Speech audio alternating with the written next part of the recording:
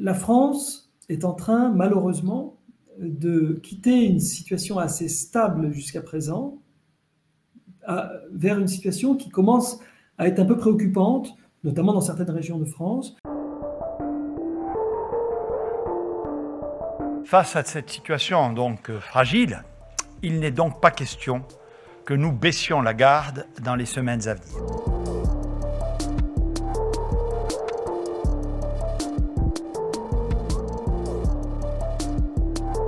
Our hospitals are under more pressure from COVID than at any time since the start of the pandemic. It's clear that we need to do more together to bring this new variant under control. Ce variant britannique a été identifié en septembre dans le Kent et les travaux des modélisateurs, notamment des épidémiologistes, ont pu montrer lorsqu'on est arrivé au mois de décembre où la situation épidémiologique en Grande-Bretagne se détériorait, notamment dans l'État du Kent où avait été trouvé ce nouveau variant. Les épidémiologistes ont pu montrer, ou en tout cas soulever l'hypothèse que probablement de tous les facteurs à disposition, le nouveau variant était celui qui expliquait le mieux une augmentation de cette incidence, de cette dégradation de cette situation épidémiologique anglaise. Ils ont même pu chiffrer cela. Aujourd'hui, on est à peu près autour de 60 à 70% d'augmentation de la transmissibilité du virus avec ce nouveau variant. Alors évidemment, ce sont des résultats qu'il faut prendre avec une certaine précaution parce que ce ne sont pas des résultats expérimentaux, ce sont vraiment des résultats liés à l'observation des données dans cette partie d'Angleterre qui a connu une résurgence, un rebond significatif au cours du mois de décembre. La situation s'améliorait après le confinement de la deuxième vague en Grande-Bretagne, un peu comme en France, un peu comme ailleurs dans les autres pays comme l'Allemagne ou l'Italie.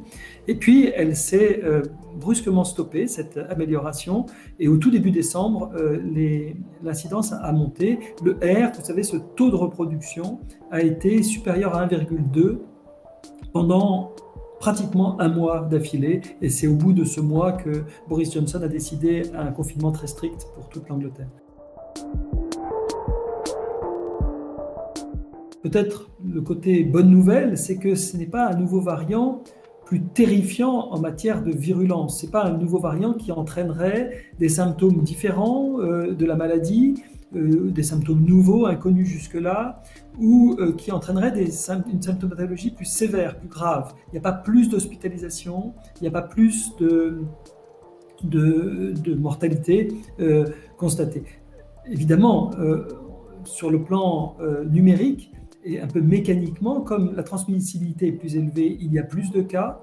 Il y a pratiquement 60 000 cas par jour en ce moment au Royaume-Uni, et nous prédisons avec nos modèles mathématiques à l'Université de Genève, avec les écoles polytechniques de Lausanne et de Zurich, que ces chiffres monteront à près de 80 000 cas la semaine prochaine au Royaume-Uni. Alors on peut espérer que rapidement la courbe va s'infléchir parce qu'ils ont pris des mesures extrêmement fortes pour contenir cette épidémie. Oui et non. La bonne nouvelle, c'est que ce nouveau variant n'empêche pas les PCR de détecter les infections par coronavirus. C'est toujours une infection par SARS-CoV-2, il n'a pas changé de nomenclature, ce nouveau variant, et il répond toujours au test. Donc quand on identifie un cas positif par la PCR, ça marche toujours, même avec ce nouveau variant. Mais dans votre question, il y a est-ce qu'on est capable de détecter que je suis infecté par le nouveau variant? La PCR ne vous le dit pas. Pour ça, il faut faire un séquençage du virus. Et le séquençage du virus, au jour d'aujourd'hui, est rarement fait parce qu'il est très coûteux, il est long.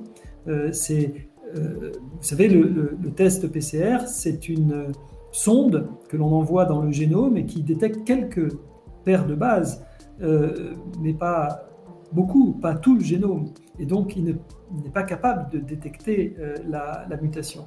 Donc pour détecter la mutation, il faut séquencer le virus, et en général, on fait beaucoup moins en France, en Europe continentale de façon générale, on fait beaucoup moins de tests que le Royaume-Uni. Le Royaume-Uni en fait beaucoup. D'ailleurs, l'Afrique du Sud aussi en fait beaucoup, et un certain nombre de pays ont une sorte d'habitude, mais aussi d'infrastructure très bien mise en place pour faire du séquençage massif, fréquent, mais évidemment pas chez tout le monde, mais de façon très répétée. Les Australiens probablement sont les leaders dans le monde à ce niveau-là. Il ne semble pas. D'autres tests et d'autres recherches complémentaires sont en cours. On devrait ces prochains jours le savoir, mais il ne semble pas que ce nouveau variant impacte la vaccination de façon négative. C'est quelque chose qui est possible en soi, parce que, vous savez, un variant, c'est un groupe de mutations. Il y a entre 17 et 22 mutations observées sur ce nouveau variant d'origine anglaise, et un peu plus sur le nouveau variant sud-africain. Et en fait, un certain nombre de ces mutations concernent la région qui code pour la protéine spike, cette fameuse protéine qui est à l'origine d'abord de la fusion du virus à nos cellules, qui permet au virus de rentrer dans nos cellules, mais aussi toutes les stratégies vaccinales, ou presque, sont orientées contre cette protéine spike pour développer une immunité contre cette protéine, pour empêcher le virus de se fixer sur nos cellules et donc de se multiplier. Eh bien, on peut toujours redouter que des mutations opérées sur la partie du génome du virus qui code pour la protéine spike viennent modifier cette protéine spike et du coup puissent échapper à l'immunité générée par les vaccins. Dans tous les pays d'Europe, ou presque, on est en train de voir apparaître, identifier des cas circulants de ce nouveau variant. Ce chiffre de 15 en France, on peut croire qu'il y a 15 cas qui ont été identifiés en France. Ce qui est plus problématique, c'est de croire que c'est une estimation. Ce n'est pas une estimation, c'est des données observées d'identification de souches mutantes de ce nouveau variant d'origine britannique. Comme je vous l'ai dit, la façon de les identifier nécessite un séquençage de l'ensemble du génome du virus, et ce n'est pas fait systématiquement. Donc, on a bien entendu une sous-estimation très importante, puisqu'il faudrait plutôt rapporter à l'échantillonnage qui a été fait. Si par exemple vous échantillonnez 1% des nouveaux prélèvements, je ne connais pas ce pourcentage en France, mais si vous échantillonnez 1% des prélèvements et que vous avez 10 cas, alors vous pouvez multiplier par 100 et vous dire qu'il y en a 1000 en France. Mais si je ne connais pas la valeur de l'échantillonnage, je ne sais pas si vous échantillonnez 1 sur 100, 1 sur 1000, 1 sur 10 000, je ne sais pas si vous le faites de façon aléatoire ou si vous le faites de façon privilégiée. Si vous le faites de façon ciblée, privilégiée, en vous disant il revient d'Angleterre, je le séquence, alors vous ne pouvez pas appliquer la règle de 3 que je propose. Si vous le faites de façon aléatoire sur toute la France, 1 pour 1000, alors vous pouvez appliquer la règle de 3 et multiplier par 1000 les observations que vous avez. Le tour de vis britannique a été imposé parce que la situation était extrêmement préoccupante. Le NHS, qui est le système de santé anglais, public, a prévenu que dans 3 semaines, à ce rythme-là, leur système ne serait plus capable de prendre des patients en soins intensifs pour des causes autres que le Covid. Or, bien entendu, le système de santé, il s'occupe de toutes les maladies que nous avons, les accidents également. Il faut qu'une femme puisse, si elle accouche avec une complication, puisse être prise en charge normalement. C'est tous les progrès récents de la médecine qui pourraient être menacés si les autorités ne prennent pas des décisions fortes. Et c'est dans ce contexte-là que les Britanniques ont pris des décisions extrêmement fortes, en effet, d'un confinement presque plus strict encore que celui du mois de mars. il faut savoir que cette situation n'est pas venue du jour au lendemain.